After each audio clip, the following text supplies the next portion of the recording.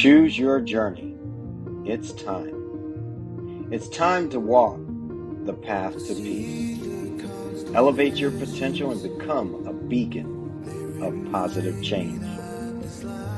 Your path brought you here for a reason. Dive in. Embrace the power of collective growth and unlock the masterpiece of your life. The path to peace awaits.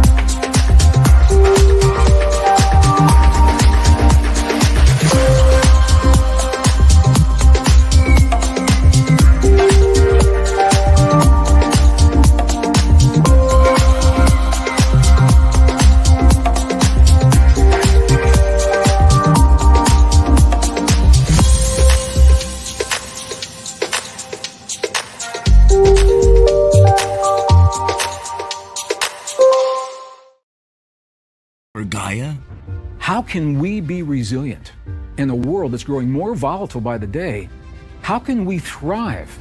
Don't buy into the fear. It's about waking up. Explore the world's largest library of conscious media with thousands of films and original programs. People all over the planet are waking up. Gaia is ready for you. We can adapt our lifestyle to this time of extremes. For the seekers. Inside, he was able to detect the fetus of some creature. It is clear by scientists that it's something different. It is not human. The wanderers. In ancient times, the Atlanteans were said to have an advanced technology and power supply based on crystals. The dreamers. My dream is to help people understand how the universe operates, so that each person can find their own unique purpose within the cosmic plan. And the doers. Thoughts can have an effect on your brain, your body, and your life. And I'm going to show you how to rewire your mind, your heart, and your body. For those who dare to travel their own path. Our potential to access the supermind is no longer simply theoretical. How can we hack our history to change our future?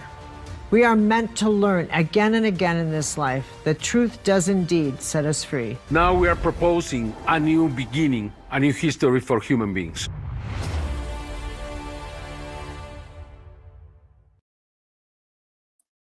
Awesome. Awesome. Good to be here with everybody.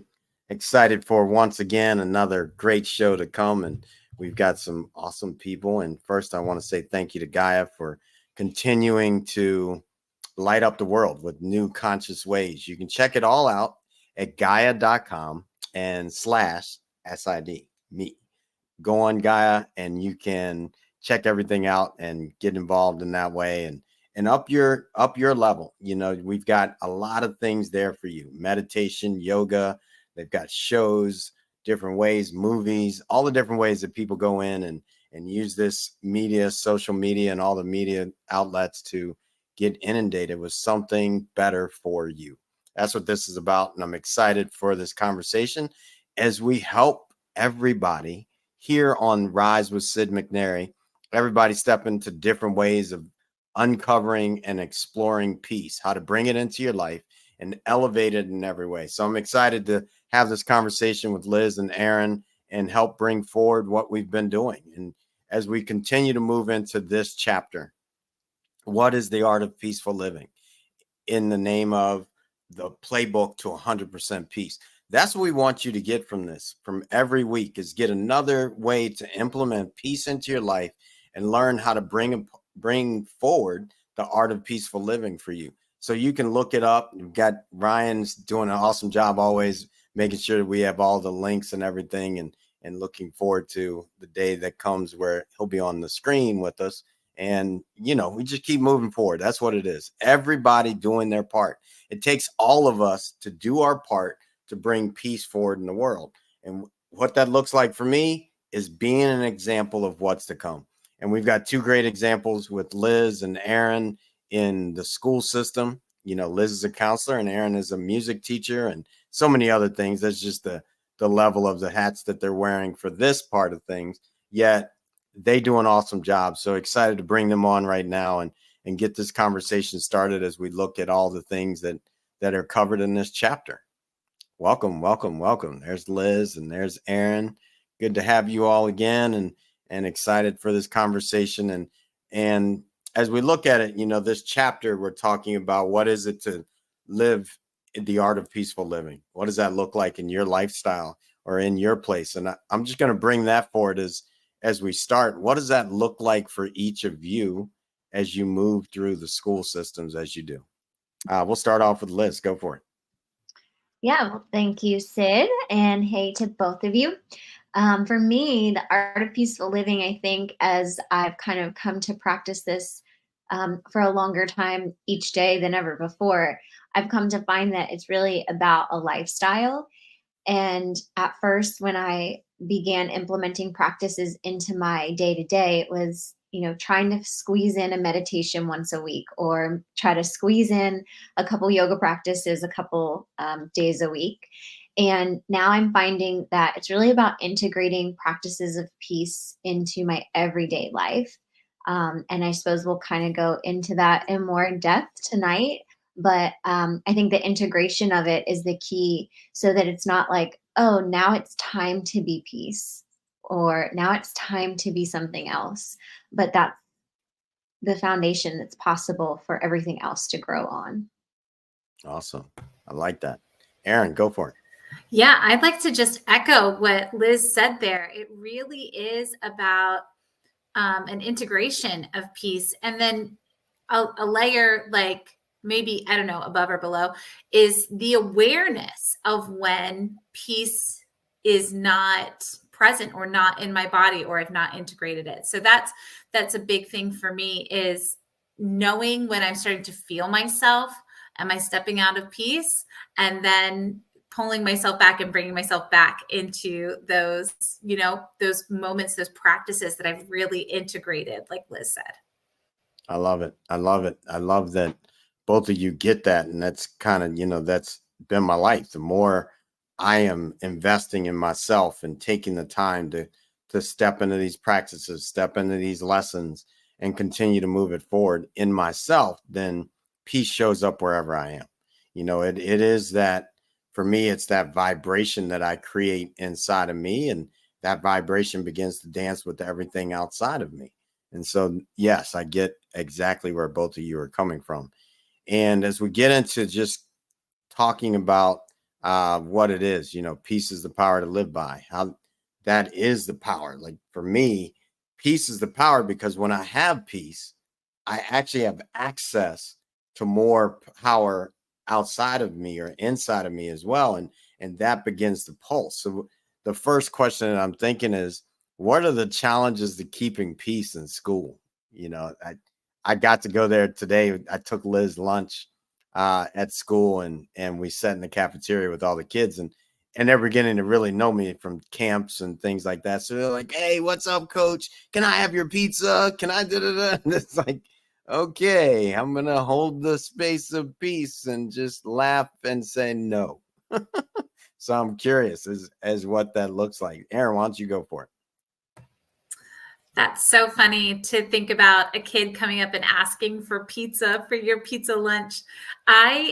When I think about this question about the challenges of keeping peace, I first think about, you know, it's got to start with leadership. If the leadership is not creating a safe and recognizable routine for the kids, creating a level of expectation for how the kids are supposed to move, like not just in the classroom, but in the hallways. That's where I see the biggest challenge. Like if it doesn't start at the top, it's not going to matriculate down. So that's where I'll start. Liz, what you got? Yeah, I think especially with this time of the year, like there is so much excitement in the air. It's like, whoo, it's like the stereo's on all the way. And so I would say in general, to me, I find the challenge of honoring the strengths of children and maintaining the discipline. So I think we talked a little bit about some of that last time. And so bringing a fresh perspective, I think it's definitely in like maintaining just that balance. And really that starts with me, with whoever the me is, in this case, the person speaking, but the adults.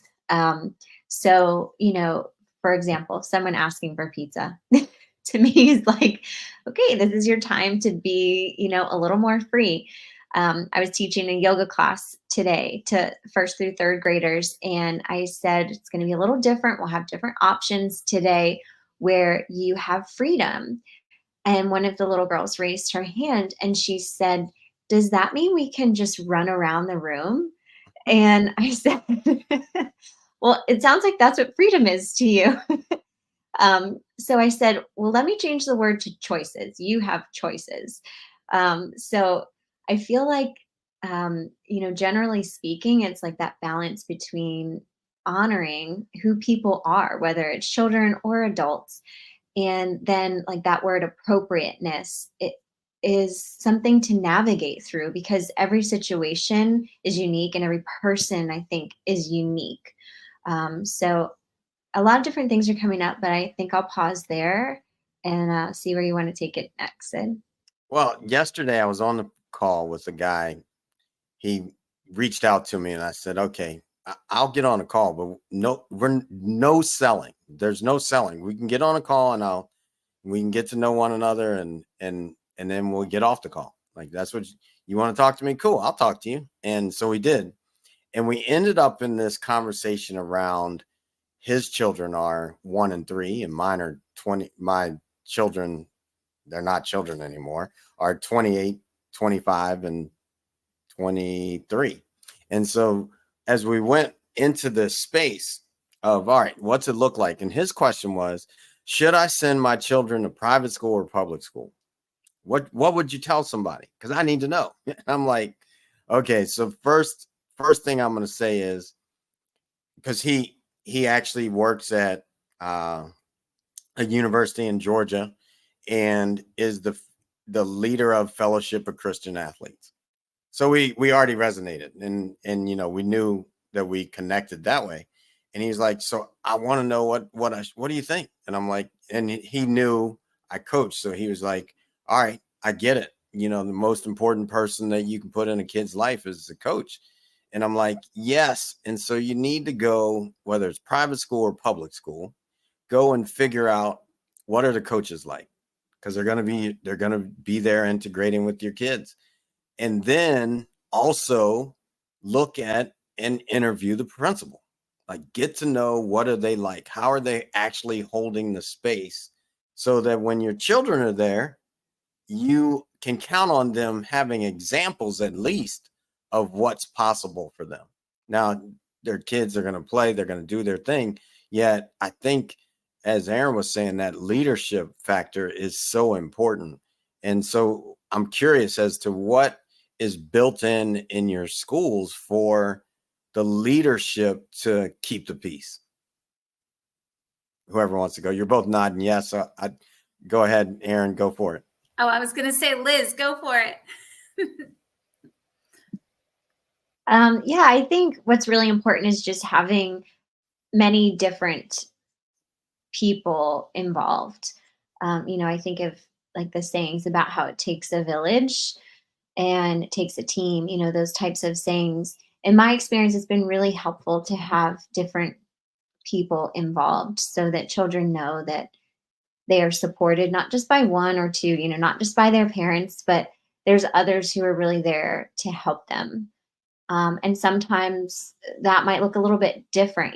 Maybe someone has to approach a situation one way, but someone else can approach a situation another way. Or there's, I think different levels um, of leadership can be helpful for different reasons. Um, so yeah, that's just what's coming to my mind is just, having multiple people involved to support.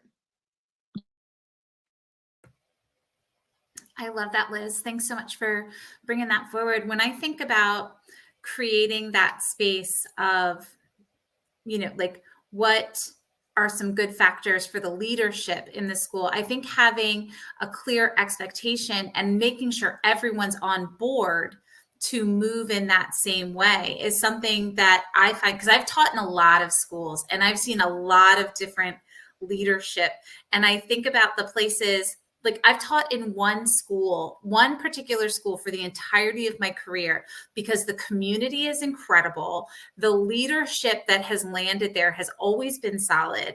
And when there's someone strong at the helm that gets everyone else in the community to buy in, then it creates this space of like, we know how to navigate and we can create these really incredible things.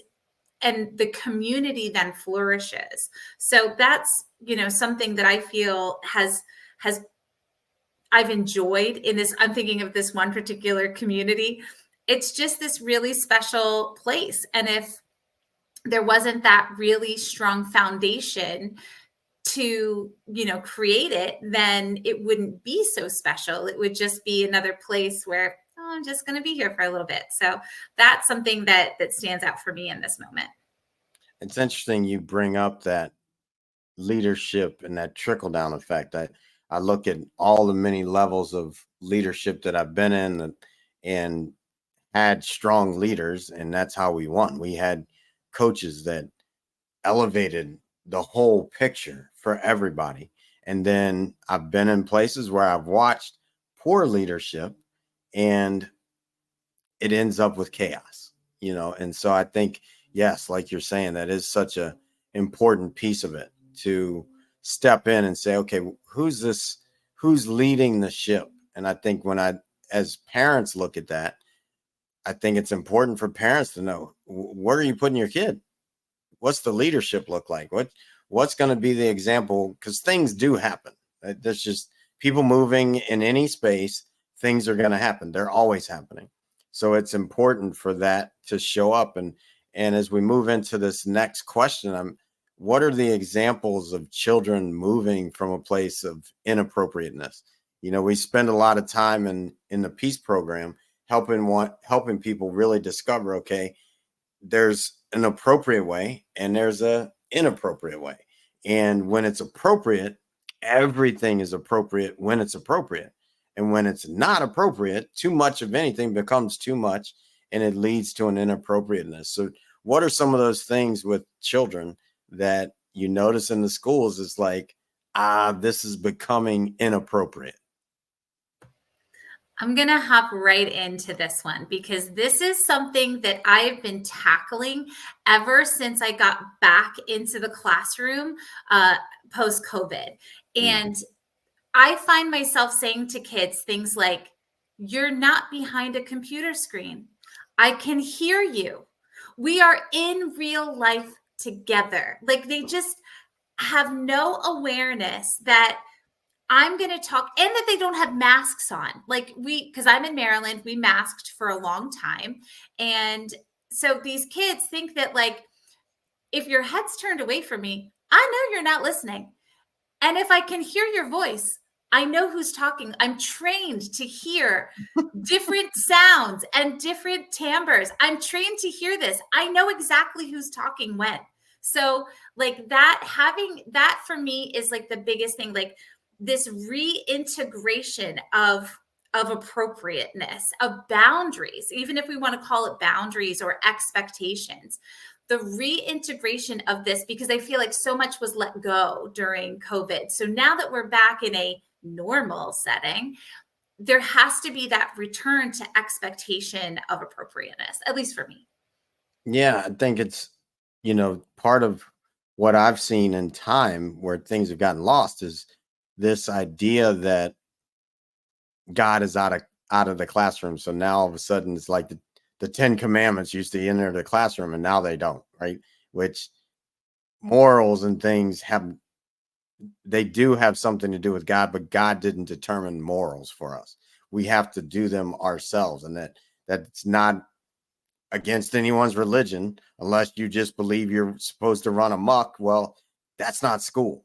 That's not peace. That's not how we can move as a species to be appropriate and get along and be in harmony and all those things. There has to be guidelines. There has to be a place of peace. Starts with discipline. I am a disciple of peace.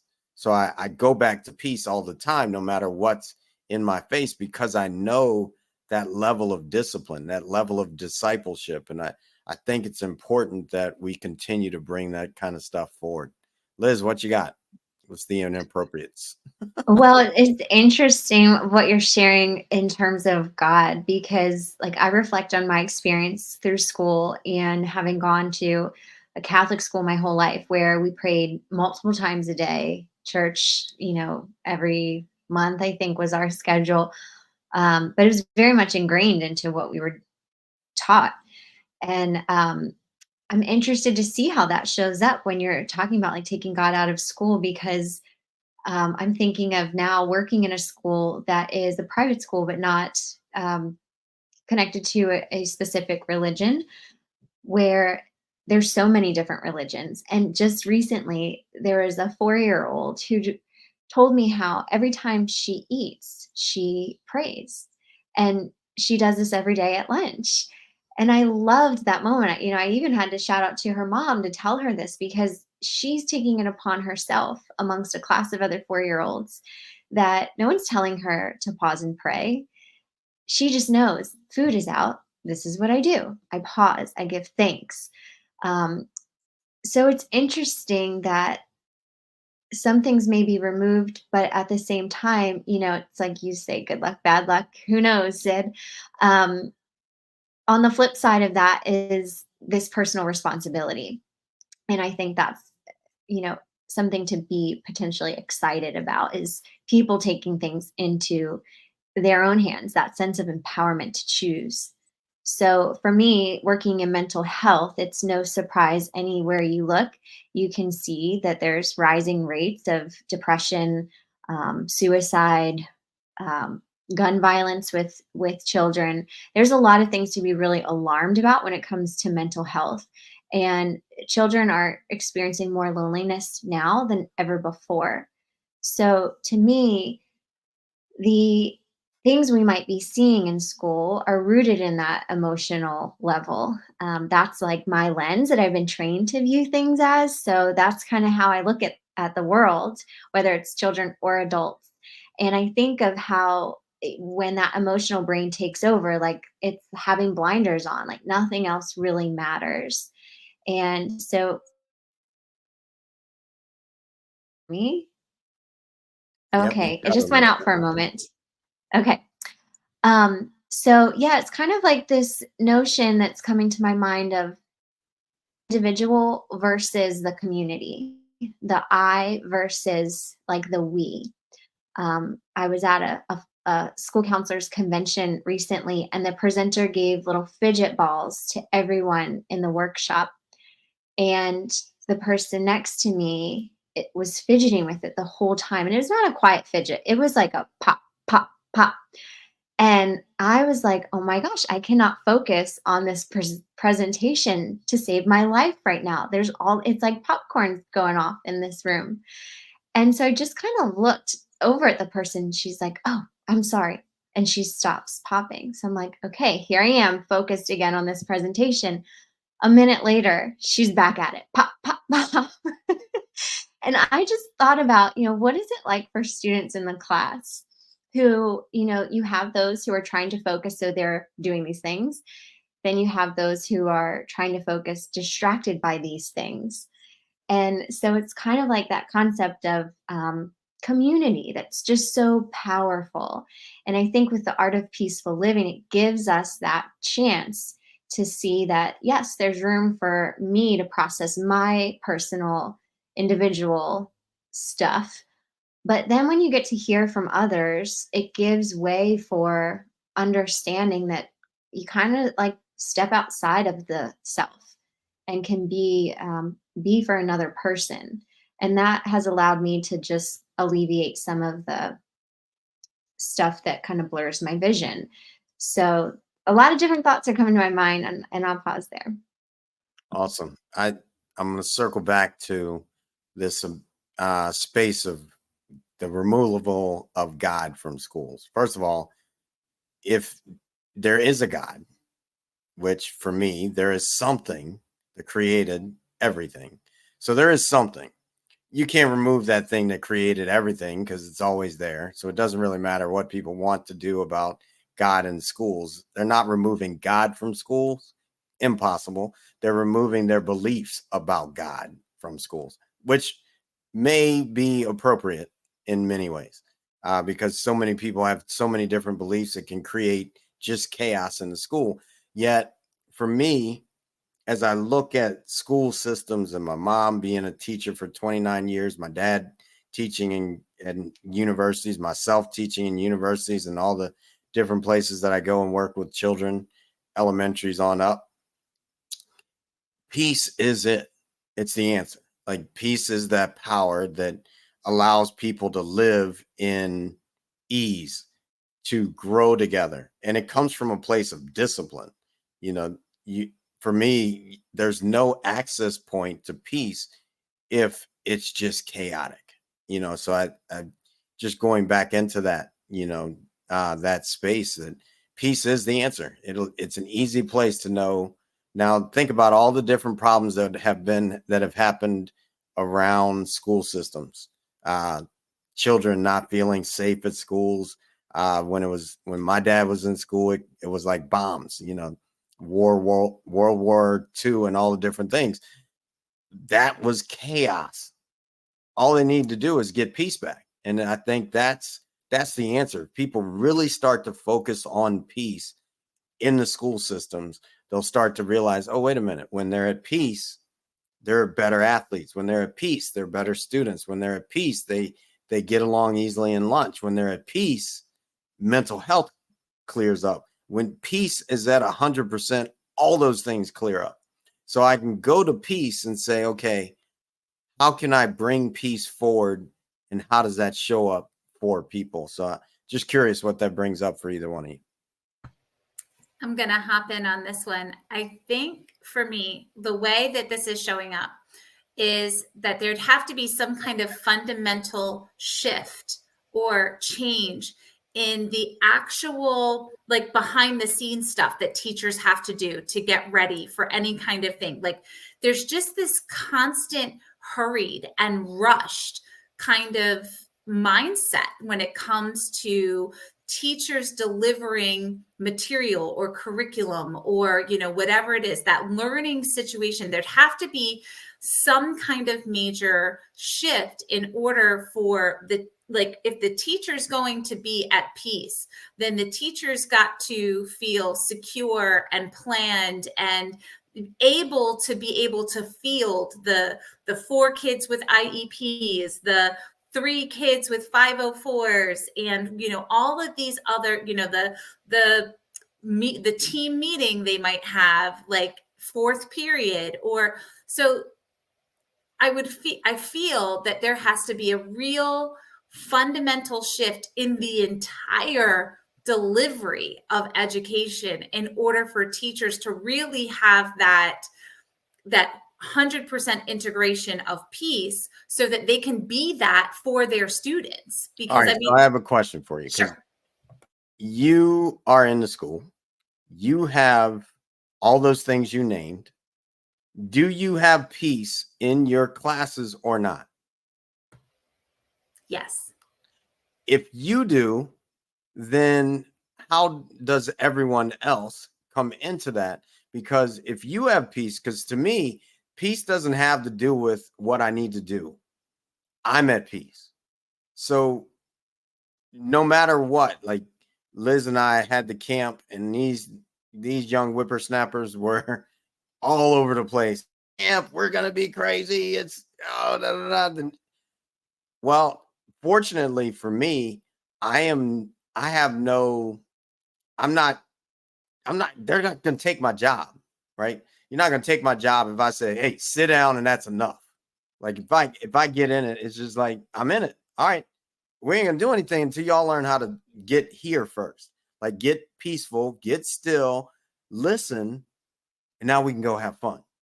Y'all want to have fun? Cool. This is how we're gonna start off to get to fun. So I'm curious, how do you do that? Because if you have it, anyone else can too. Well, it comes back to that integration part from earlier from our conversation. And I have integrated it through programs like the Peace Program and meditation programs. So, a solid practice for me is how I make sure that I maintain my peace. Even when someone comes in and says, hey, by the way, you can't teach in this space this afternoon and you have to move all of your equipment somewhere else. And so, that's how I have it. It's come to me to be me because I've practiced it and integrated it. Because I had you as my teacher. Having that space and format for other teachers in this big way so that they can have that same piece is what I'm speaking of. Yeah. So to me, I feel like there's more to it than saying, oh, we need to do this for teachers. Actually, what we need to do is teachers need to do enough for themselves to say, I'm going to be okay no matter where it is. I'm going to be able to hold the space. I'm going to be able to love the children. I'm going to be able to create peace that allows the one kid that's sitting there thinking down the line that they're in a struggle. Now I can give that peace to that child that grows into being somebody that holds peace for themselves, that can go home and they have peace. I've watched it where children come to school and they're learning peace. Now they go home, and those little kids are pretty boisterous about, hey, well, that doesn't look like peace. I learned peace, and this is not it. They know what feels right. So when they start to get it at school, they can take it home with them, and we start to impact. To me, that's the whole thing about teaching is I impact the child impacts the parent. If the parent needs to come in and ask, well, how did this happen? Because I've done it where a class full of elementary school kids that were the bad kids of school, they literally called and said, can someone come and just spend time with these children that are misbehaved? I said, sure, I can come do that. That'll be done in a couple weeks. I come in, now all of a sudden they can lay in Savasana, which for those that don't know, Savasana is deep rest at the end of a yoga class. They can do that. They can listen to me. They know that we're going to just learn to be still if you can't be still when we're doing yoga. And all of a sudden they go home and the parents are like, I don't even know what you're doing. How'd you get them like that? Well, because I'm equipped to do that. I coach college football. I've taught yoga all over the world. Teachers need those tools to me more so than just how to open a book. Anyone can open a book. Become the book is a whole different thing. So to me, like lesson plans, and that's the easy part of teaching. Does it take time? Sure. But the harder part of teaching to me is how to be peace that a kid picks up and becomes in their future. That's to me is something that can be added and elevated within teachers in the system. Liz, what you got on this? Well, I'm so grateful. Hearing what you say, Sid, lights me up because I know that the work I've done, programs I've done with you has helped me to find that peace. And I know that that is like the biggest part of what I do. And yes, I've got my master's, I've done all these courses, trainings, workshops, whatever on the details, the lesson plans, those types of things. But I hear what you're saying, that the other aspect of who I am as a person is more valuable than any of that. And I think back to your question on like how we bring forward peace in school can be a bit challenging when, like Erin was speaking to, you have a room full of children and so many of them have different needs. And so what may be peaceful to one could be chaos to another. For me, when I was working in private practice, I remember that I was working with a girl on meditating, and she had severe trauma in her life she had gone through. And I asked her to close her eyes and meditate. And that almost like set her off into this emotional spiral, because just closing her eyes and breathing without any noise was huge for her. So I think ultimately those details can be really difficult. However, when you go back to just the presence of that person leading, it kind of gets simple, and you can see, okay, this person is really fidgeting. Maybe they need to stand up. Maybe they just need to keep their eyes open. But this person is already, starting to rock in circles. There's this little boy. I think it's on an Instagram or something where he's just closing his eyes like in meditation, this little 3 or 4 year old boy. So there's going to be all these different levels of peace. And I think it's as the leader in the room, it's our job to be with all of those levels. And, for me personally, I think rituals and routines are really helpful to establish just the baseline of safety and security for children. So, for example, when they're coming into the room, they know, okay, here's what I do. I don't even need to ask Sid or Liz or Erin anything. I just know, I put my stuff here. I take out a yoga mat. I do this, that, and the third. And there's that level of security that they know what to do. So I think those are some things that have been really helpful for me, is just establishing that. And then also relationship and the connection, because there's going to be moments where things happen, life happens. And so when you already have a connection with someone, it's a lot easier to be with them and help them navigate through those moments when they know you and they know that you're going to be there for them. And Sid, I think that's something you've done so beautifully for me in my life. Like, as we were getting to know one another and you would defend another person over me, I'm like, wait a minute, I'm right here in this situation. Like, you should be supporting my side of this situation or whatever. But knowing that we had that foundation of love and trust gave me a way to say, okay, let me consider this another way. So I think that that level of relationship is so important and not to be overlooked.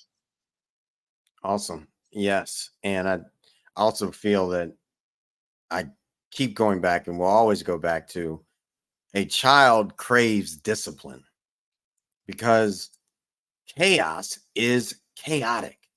And it's just someone becomes unstable when they're in that place of everything's moving. It's chaotic. So the ability to keep things at peace, is huge in the classroom, because it allows children to be at peace and move in a way that just works, and allows them to feel that comfort, that trust, that ease of where they're going. And I feel that the child that comes from home that's chaotic is because home is chaotic. So they need to be able to come into school and not be chaotic. So they can actually say, oh, wait a minute, this is what it's like. This is how it can feel. This is what peace is like. Now, when they go home, even if they're in a situation that is really detrimental for the child, they now can come back and talk about it.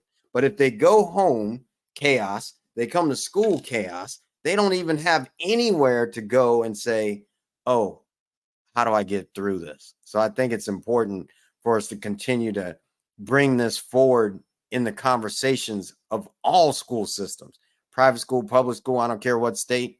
If it's chaos, clean it up and do a better job for the children, so that the children grow into being citizens that can keep peace in all ways, because they've learned that through their lives. And I think that's so So important for teachers to bring forward. The next question I have is, what lessons continue to come forward that you've seen over and over in the past? Anything? I'll hop in. I was waiting to see if Liz was going to hop in there, but I'll hop in. So for me, I'm a product of public school, and I am a teacher in private school. So I feel like I have a very unique experience when it comes to, and my children go to public school because I believe in public education. I believe that public education is inherently good. But some things that I see that keep coming up are emphasis on things like standardized tests. I don't really see the value in standardized tests other than creating a benchmark for money.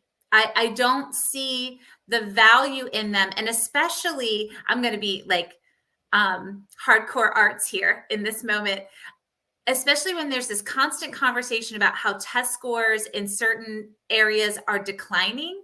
And what I see is the direct result of that is the removal, the systematic removal of the things that connect kids to their humanity from their education. This hardcore focus on math and language, like it's not improving because we're taking away those moments for the kids to actually connect to peace, to things that they are inherently good at, arts in all of its capacity. So those are the things that I keep seeing coming up. Like I see this constant creating of a cycle where things are going bad. Oh, we must need to take away the arts, but then taking away the arts reduces the self-esteem of the kids. So that's just how I see it as I look at like the big picture. Good point. Good point. Anything to add, Liz? Liz might be in frozen. And I'm going to continue. You know, I would say that one of the things that comes up from the past that I've seen is it continues this idea of how to structure rooms, and teachers this need to be paid more. And I think teachers should be paid a great salary that gives comfort to being able to move in schools. And at the same time, no matter what the job is, when I commit to a job, regardless of the pay, I'm committing to the job. So I think it's important to be able to do the job, you know, regardless of how things show up in that way. So that's another thing that shows up for me that I hear a lot when it comes to the school system. And another thing that I want to kind of go into is this space of this space of peace. And when there isn't peace, we lose the access to love. You know, we lose the access to, okay, I have peace at this level. Now, when there's peace, I can actually experience discipline. I can experience joy in class. I can experience so much more. And then when peace is lost, it becomes falling into this illusion of all these other things. The illusion that, like Liz said, the fact that you're not safe at school.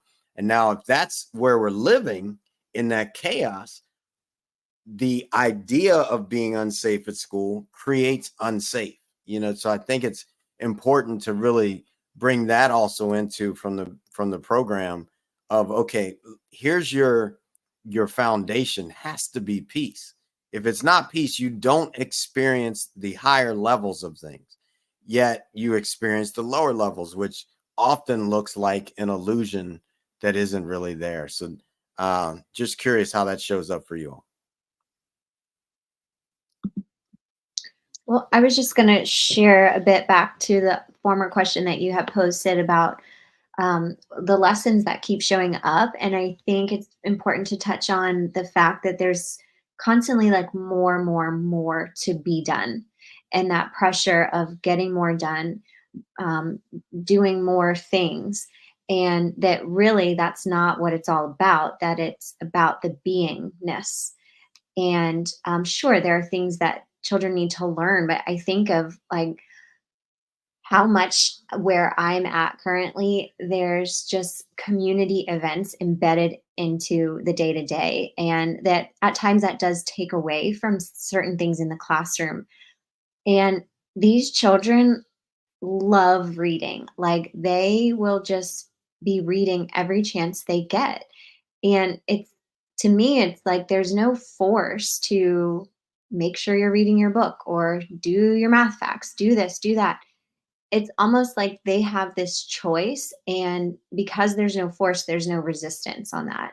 And, thinking back to my childhood where it was like, so much to be done, I was just burnt out. Like I didn't have the energy to do anything. So I feel like it's important as we move forward, that lesson of like letting go of the stuff, whether child or an adult. It's like just that less is more sometimes. So I wanted to touch on that part for a moment. Awesome. Awesome. Anything on the question coming forward? I appreciate you sharing in that. What is the lessons that continue to come up, and how are we going to move forward from here? That's the question I have now in my head. I'll hop in. And I think for me, like how I'm going to move forward is with a sense of level expectations. I teach in a lot of different scenarios. Some schools have a larger band and some have a smaller band. And for me, like having a level expectation for that specific community is really what gives me a lot of peace. And I feel like it allows me to be a better educator because I have the flexibility to say this group of kids is young and they're not as experienced as this group of kids that has 10 eighth graders in the band. So, having that awareness of just and flexibility and allowing myself the freedom to level the expectation per group. That's where I am. Yeah, I like that. Creating that space for people to elevate to where they are. I heard this thing the other day. This guy said, let go of the idea of teaching children what you perceive as their age appropriateness and elevate it by 2 years. And if you add it by 2 years, the children will step into something different than a 3-year-old that needs to sit on your lap all day and hug all the time. And that's okay. Yet they start to step into this 5-year-old space that looks like, oh, you can actually move on your own. You can be okay coming into school and not screaming for your mom for the first week, because the level of expectation is higher. So I'd love to see how that can implement into schools and elevate where we are in society, because it's, to me, here in the US, it's important for us to elevate our teaching, because we've seen how other countries have stepped up in mental wellness, stepped up in discipline, stepped up into so many things that allow them to continue to strive going forward. So I'd love to see that come forward. And then as we move forward, we have the lesson of the week that we're talking about, shedding what has been, shedding the old, stepping into letting go of that first layer, shedding the first layer, let go, and moving forward. And so when I look at that, a lot of that has to do with shedding the past, shedding how I interact with the past that ultimately in my brain continues to bring that forward over and over and over again. So looking at, okay, what is it that I can create in the future by shifting my thoughts right now that allows things to elevate? So I'm curious as to how that will show up. Do you think that shows up for you as we move into week 7? Yeah, I think that shows that in schools, in a lot of ways, from my view, I think people are looking at what's being taught and not necessarily continuing things from the past just because it's what they've always done, but seeing it with new eyes to say, does this make sense to continue to do? And with the effects of COVID, like the social and emotional effects of COVID, I feel like people are very open to this being a fresh state of what's possible because we don't really know how children were impacted by those times, those years, however long, of unique development. So I do feel like there's this fresh perspective on being present and just seeing, okay, what is happening now and what's needed to help support the best for everyone involved. So that's what shows up for me. Awesome. For me, what shows up is a willingness to see that something is no longer serving, like either the being or the community. And saying like, okay, I can let this go. Just because it's the way it's always been done does not mean that it's right any longer. And so that, for me, that willingness to shift and change is really what opened me up as an educator and allowed me to be a better, more like well-rounded educator, because I let go of the stuff that was getting in my way. So that's what's coming up for me. We've got really like 2 more minutes. And so I just want to look at, neither one of you have been through a situation where things have gotten just out of control, chaotic, where everyone's unsafe, and I don't want to even speak to it more so than that. And fortunately that you all will be safe because you are the pulse of peace in your school, and so many other people that are around you step into it too. So there's that, which is a beautiful thing. Yet for those that are experiencing a high frequency of chaos, what would you leave behind? Something, a takeaway someone could take with them today that says, okay, tomorrow can be different. Either one of you can start it off. I can share first. I have been in situations that have been pretty aggressive, working in like behavior support schools where there was isolated classrooms for children who were had emotional disturbances. And so there were times where there was pretty, tables being thrown, chairs being thrown. So it was pretty unsafe.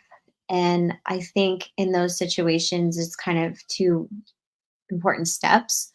One is like the survival mode of the moment. So in that time, if there's a group around, getting them safe and maintaining the safety of the person who's in the moment. And then I think of something that you have said, Sid, which is like there's always time to have another conversation about something, which I'm butchering the way that you've said it. But what I think of is like, you can always have another conversation. So at the time of a crisis, it's not the time to have like a heart to heart conversation. However, when feelings are calm, that's a time to connect back to like what was going on, why, and how to shift for the future. And if that conversation is not productive in that moment, then maybe another day it would be more productive. So even though moments come and go and pass by, Sid in the Art of Peaceful Living, we always talk about this notion of being clear in the heart, clear in the mind. And so if something is weighing on someone, me, then it's my responsibility, it's my opportunity to take and clear that.